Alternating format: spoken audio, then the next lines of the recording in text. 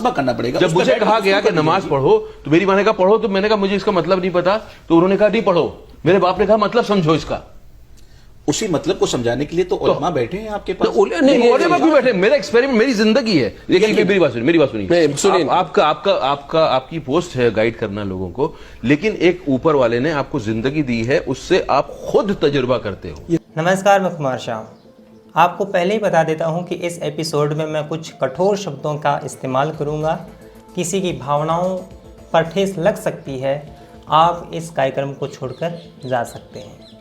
मैं बात करूंगा इरफान खान से संबंधित, और बात करूंगा कुछ कड़वी मीठी मीठी बातें हमेशा नहीं होती, कुछ ऐसी बातें होती हैं उनसे संबंधित हमें कुछ कड़वी बातें भी करनी पड़ती है। पिछले 2 दिनों में हमने 2 सितारों को खो दिया है।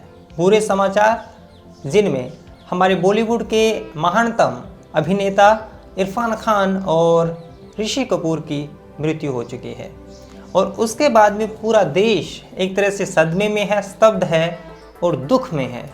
और इस दुख के बीच कुछ लोग ऐसे हैं जो इन मृत्युओं पर राक्षसों की तरह हंस रहे हैं, हैवानों की तरह जश्न मना रहे हैं, मूर्खों की तरह फप्तियाँ कस रहे हैं। और इसमें दोनों तरह के लोग हैं, कट्टरपंथी मुसलमान है और कट्टरपंथी हिंदू है।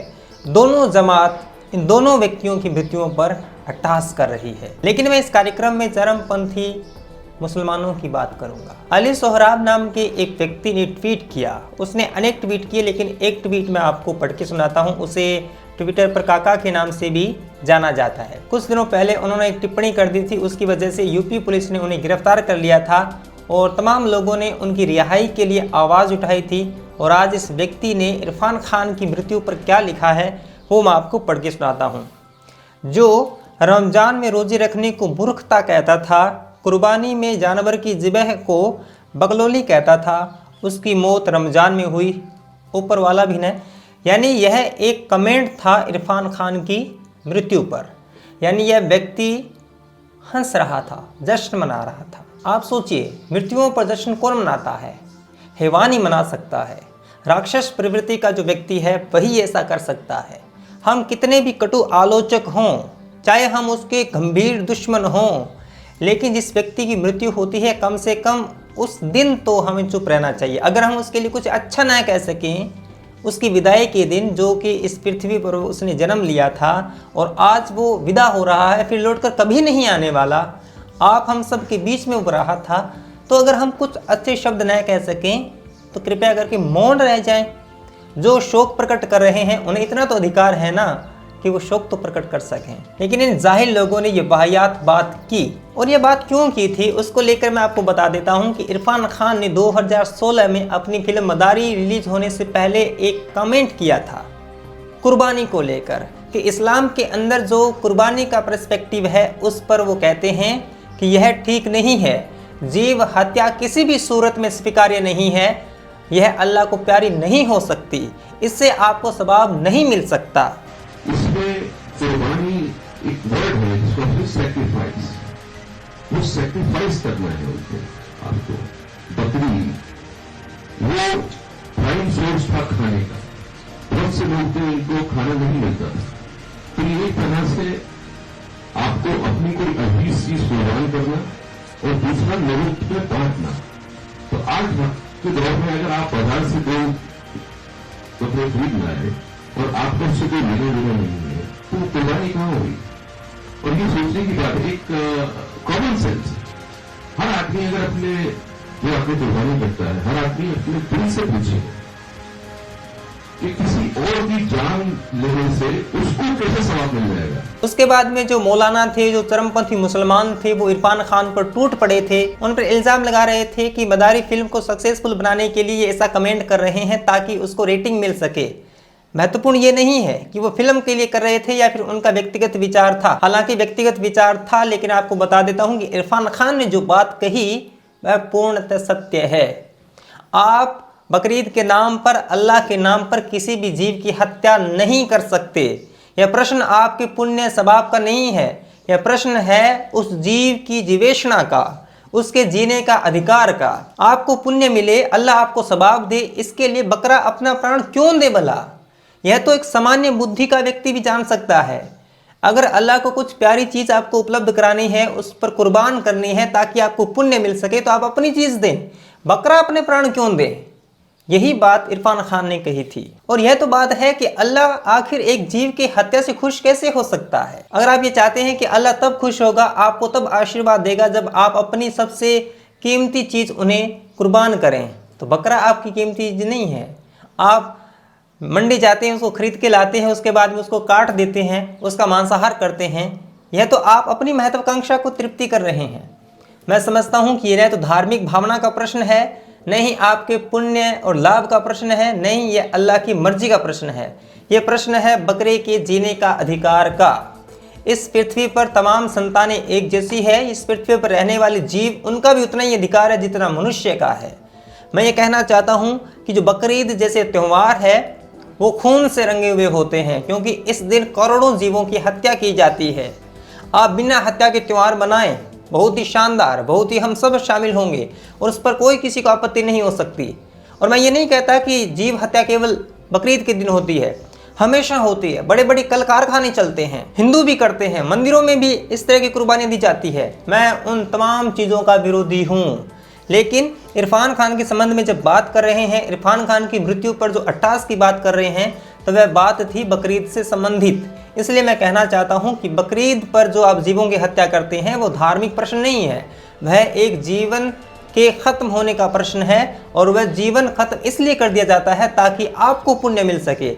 यानी बकरा अपना जीवन इसलिए कुर्बान कर देना चाहता है क्या कि आपको पुण्य मिल सके, एक मनुष्य को पुण्य मिल सके? नहीं, यह एक तरह का पाखंड है, कुप्रथा है। और यह जो लहू लुहान वाला प्रोग्राम है उस पर कुछ पाबंदी लगनी चाहिए, उसमें सुधार होने चाहिए। फिर इस किस्म के बयानात मत दीजिए। आपका रवैया यही है कि आप जो है चुप बैठिए, बाकी हमें करने दीजिए। आइए कम्युनिटी में आप भी कीजिए। ये कम्युनिटी में नहीं है, मैं हिंदुस्तान में कम्युनिटी में नहीं हूँ। आइए, आप आके कम्युनिटी में इन्वॉल्व होइए उसके अफेयर्स में। मैं क्या मुसलमान मोहल्ले में रहूंगा तभी कम्युनिटी में आऊंगा? मैं दावत चाह रहे हैं, सब चाहिए नहीं है। मैं दावत दे। बकरीद के दिन करोड़ों जीवों की हत्या होती है। यह त्योहार खून से रंगा हुआ होता है। इस दिन सामूहिक हत्या का आयोजन किया जाता है, जो कि कदापि स्वीकार्य नहीं है। इसलिए मैं स्वीकार करता हूं कि 4 बरस पहले इरफान खान ने जो बात कही थी वो बिल्कुल सत्य थी। और मैं आपसे अपील करता हूं मुसलमानों के पढ़े लिखे युवकों से, और जो मौलाना है प्रगतिशील बुद्धि के, वो को सामाजिक सुधार के प्रति प्रवृत्त हों और उस क्षेत्र में जाके कहें कि हमारी जो प्राचीन परंपराएं हैं उनमें जो आधुनिक समय को लेकर जो एडजस्ट नहीं हो रही है, उनमें सुधार की गुंजाइश पैदा करें। आप एक लोकतांत्रिक मुल्क में रहते हैं, आपको वैसा ही बनना पड़ता है जैसा सामूहिक अवचेतन है। आप अपनी वो चीज़ें साथ लेकर नहीं चल सकते जो आधुनिक परिप्रेक्ष्य में ठीक नहीं बैठती है या किसी के अधिकारों का हनन करती है। आप इस्लाम की आड़ में, धार्मिक भावनाओं की आड़ में कुछ भी नहीं कर सकते हैं। ये जो कुछ भी करने की जो ठसक है और ये जो कट्टरता है, उसको छोड़ना बहुत ज़रूरी है। आप अपनी धारा कायम रख सकते हैं, लेकिन वह धारा कायम इस बिना पर रखी जा सकती है कि आप कहीं न कहीं किसी के अधिकारों का हनन तो नहीं कर रहे हैं। यदि आप किसी के अधिकारों का हनन कर रहे हैं तो वह धारा आप नहीं चला सकते, यह स्पष्ट कहना है। आपको वो तमाम जड़ताएं त्यागनी पड़ेंगी जो आधुनिक समय को लेकर सुंदर नहीं है और स्वीकार्य नहीं प्रतीत होती। इरफान खान ने और भी बहुत सी बातें कही थीं अपनी कट्टरता को लेकर। जो युवक इस्लाम के नाम पर लोगों को उड़ा देते हैं, जो आतंकी बन जाते हैं, उसको लेकर भी कहा था कि जो मौलाना समाज है, जो बौद्धिक लोग हैं, वो क्यों नहीं बोलते इस पर। जो इन कुरीतियों पर जो टिप्पणी करते हैं उन पर तो टूट पड़ते हैं, लेकिन बहुत कुछ बुरा कर देते हैं। कुछ एकाध लोगों को छोड़कर पूरा का पूरा समाज चुप बैठा रहता है। मैं सामान्य मुसलमानों की बात नहीं कर रहा, मैं उस बौद्धिक वर्ग की बात कर रहा हूँ जो इस्लाम पर टिप्पणी करने पर पूरा का पूरा एक मुस्त हो जाता है, लेकिन कुछ बुरा हो जाए तो उनमें से कुछ ही लोग बोलते हैं। यह जो कुछ ही लोग बोलने की जो प्रवृत्ति है, इसमें भी कुछ सुधार की आवश्यकता है। इरफान खान बड़े व्यक्तित्व थे, उनके मरने से कुछ मुसलमान खुश थे, कुछ हिंदू खुश थे। हिंदू खुश इस बात को लेकर थे कि वो मुसलमान थे इसलिए मर गया तो ठीक है, एक जिहादी कम हुआ। और मुसलमान कुछ इसलिए खुश थे क्योंकि वो उन्होंने बकरीद पर प्रश्न उठा दिया था। मैं आपको कह देना चाहता हूं कि इरफान खान इतने बड़े व्यक्तित्व थे कि आप जैसे बेशर्म लोगों के मोहताज नहीं थे। वो हमारे थे, हमारे हैं और हमारे रहेंगे।